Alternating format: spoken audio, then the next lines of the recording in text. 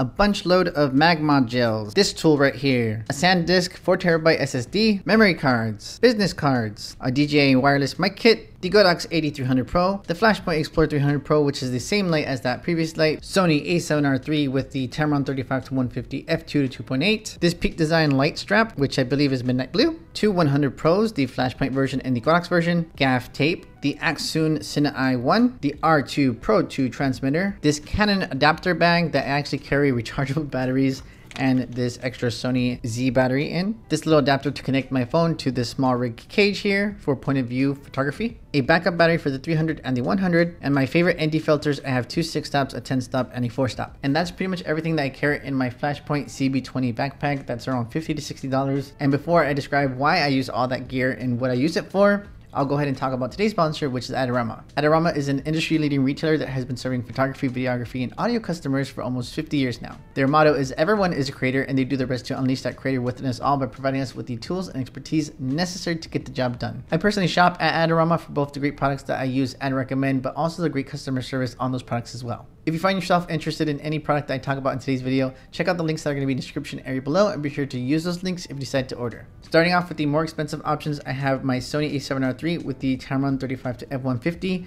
and I've been using this combo a lot this year because although I primarily do like to use prime lens, whenever I travel, if I'm using my Sigma Art 35 f1.2 and my Sigma Art 105 1.4, that's just two big lenses to have in my camera bag. So when the 35-150 came out, I did want to get it initially, but I just needed to save up money for it. And I found that this combo is pretty good for whenever I need to travel because again, instead of having two spots dedicated for the lenses, I now have this one lens that gives me that 35mm focal length that I want, and even further than 105 to 150, and it gives me that in one singular lens with a little bit of a trade-off in terms of aperture. Obviously, I'm not getting 1.2, I'm getting f2 on the widest focal length, but I think that's a good trade-off considering how much versatility this lens is giving me. The GODOX 8300 Pro, also known as the XPLOR 300 Pro by Adorama, is my favorite strobe, so that's why I have two of these in my bag. They don't take up a lot of space and they give me all the flash power that I need, plus give me a constant LED light source with the modeling lamp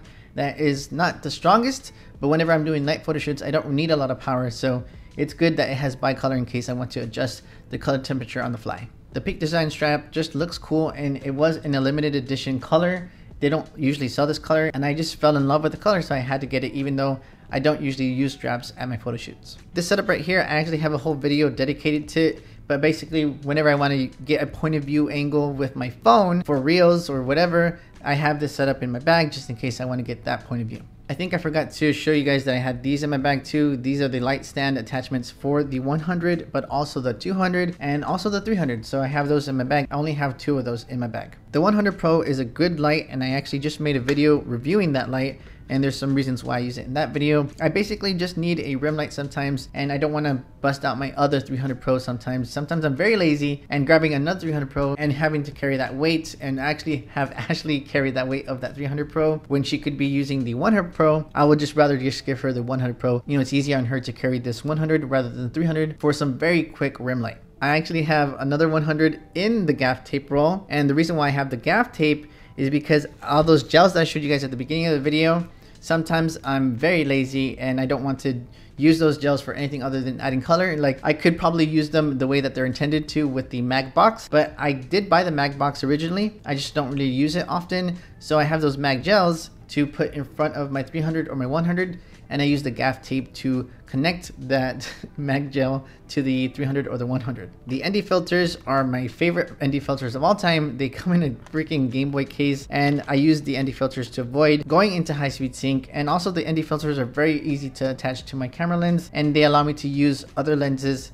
that don't have ND filter capabilities like my 105 1.4. So that's why I really like those ND filters and I highly recommend them. They're by STC Optics. The backup batteries that I have in my bag for the 300 and 100 are pretty self-explanatory, but I do have all these AA rechargeable batteries just in case I ever need them for any sort of extra product that I might have on me, or in case somebody else that I'm shooting with has something that requires AA batteries. I have batteries in my bag that they could use. The R2 Pro 2 transmitter here I use because I can adjust the modeling lamp wirelessly with this transmitter from 10 to 100%, which I couldn't do with the previous model, the R2 Pro original, but my R2 Pro transmitter broke, so I had to use the updated version, and I discovered I could use that feature. And this little guy, the ACCSOON CINEEYE, allows me to record my screen in case I ever want to show you guys exactly what I'm taking as I'm taking it. But it does kind of get a little bit complicated when I'm shooting. I have to attach this to the bottom of my camera and it gets a little bit funky like that. So that's why I don't really record my screen. But if I ever needed to, I have that ability with that device. I'm not sure if you guys missed it or not, but I did have a messed up gel.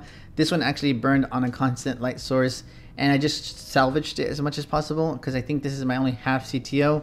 And I think maybe you guys caught it, maybe you guys didn't, but I actually have another gel that has a lot of gaff tape strips on it. And the reason why I have this one here is because for some reason gaff tape keeps the adhesive part of it, like it's very sticky even if you attach it to something like a gel and take it off. So I just have these ready to go in case I need a very quick strip of gaff tape. This little guy is for whenever my hands are tired and I really need to grip onto something on my light setup that's just stuck. Aside from that, I think that's pretty much it for this video. I hope you guys enjoyed this video. I hope it gave you an insight onto what I use and why I use it. But that's pretty much it. I want to give one last thanks to Adorama for sponsoring this video. When they sponsor my stuff, it allows me to keep making free content for you guys, so definitely check them out. Take care guys, and I'll see you in the very next video.